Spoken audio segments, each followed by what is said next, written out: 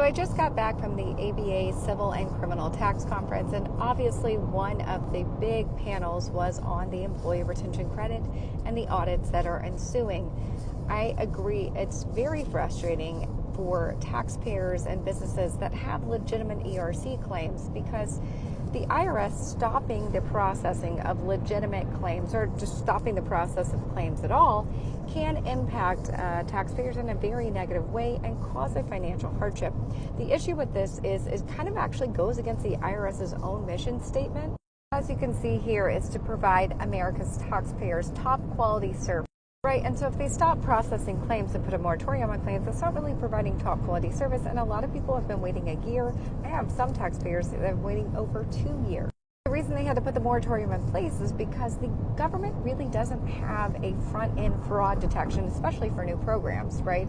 So a lot of times what happens is people file returns, the government issues the money, and then they ask questions later.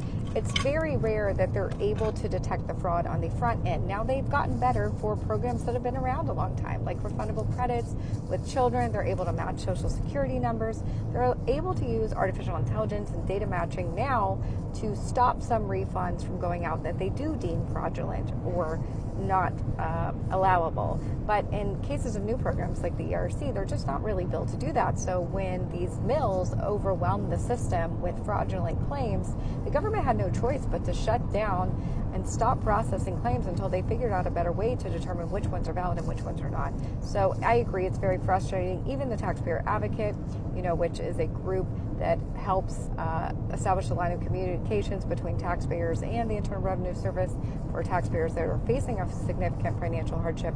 Even they're frustrated by this because there's so many businesses that have been reaching out.